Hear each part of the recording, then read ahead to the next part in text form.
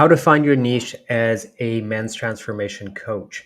So, picking your niche is one of the most important things you're going to do in your coaching business. And when you get your niche right, it's going to make everything else flow a lot more smoothly in terms of enrolling clients, delivering results. When you get your niche really right, all that other stuff falls into place. And so another thing though is like when you pick a niche, you don't have to marry it. You're just going to date it for a few months. Or if you're going to maybe try a new niche or something, it's not like carved in stone. So don't worry about like picking something too specific. Just pick it, see how it goes. And then, if you don't like it, you can always change it. But your niche is a who and a what. If you know who you work with, that's not a niche. And if you know what problems you help people solve, that's not a niche either. It's really when you have both of these components together and you've got that sweet spot in the where the two circles overlap. That is your niche. And you want to be super clear about both aspects of that. So, thinking about like who do you help and what problems do you help solve? Like, think about the law of dharma in your coaching business. So what have been your most difficult life challenges, things that you have personally overcome? um, Another way of looking at this is what has always been effortless for you and difficult for others? Who do you feel most qualified and inspired to serve and lead? When you think about the idea that life doesn't happen to us, it happens for us in order to prepare us for our purpose, our kind of our higher calling, to equip us with unique insights that literally nobody else in the world has, because nobody has the exact experiences we have.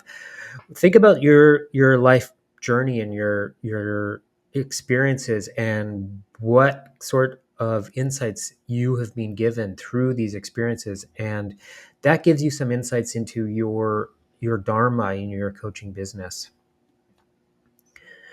So also really think about who you want to help, like who is your ideal client, because we talk about that a lot in terms of marketing for coaching businesses, because when you know your ideal client, then you want to be speaking directly to them.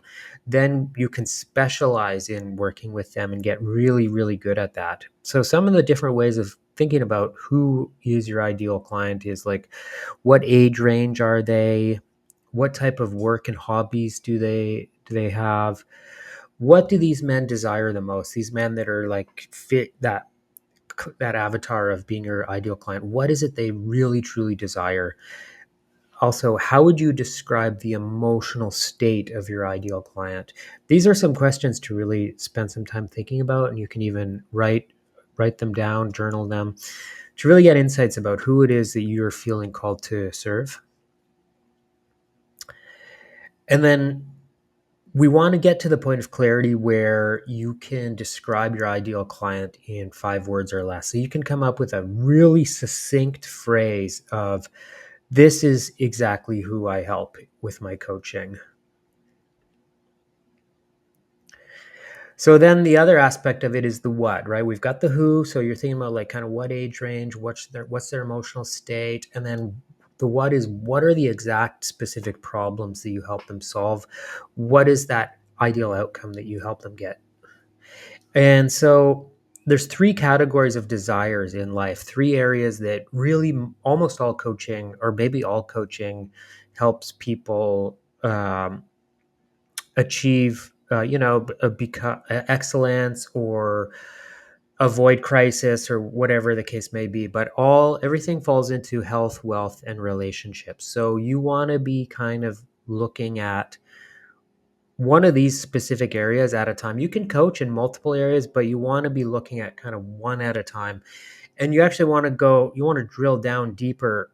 You want to be looking at a specific aspect of one of these three categories of desires. Like to say you help people with health is too broad. You want to be helping people with a specific aspect of health. And then also you want to be helping a specific who. So you start to get really, really narrowed and focused in your who and your what, and focused within one of these three categories of desires.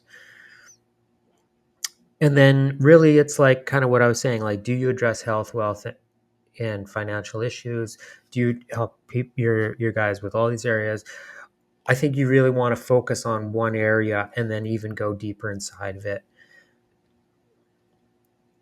And then also, what is the ideal outcome that your clients achieve by being in your coaching? That's really kind of the big question is, so you know who you help them with, and then you know exactly where they are when they start working with you, and then where they are when they complete the journey of transformation that you take them on.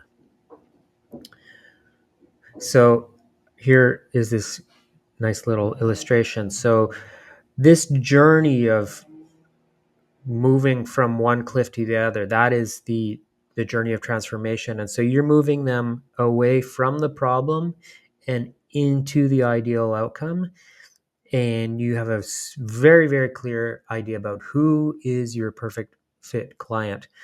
So really, that is the essence of picking your niche as a men's transformation coach.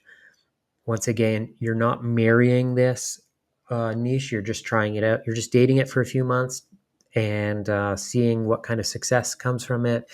But when you get really specific about this, then you start speaking directly to these people. You start connecting with these people, sending friend requests to these people, running ads to these specific types of people, and delivering messages that really resonate with them.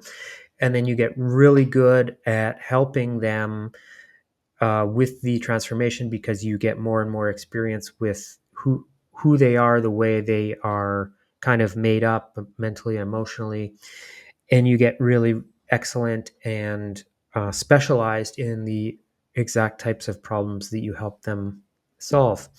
So that pretty much covers it. That is picking your niche as a transformation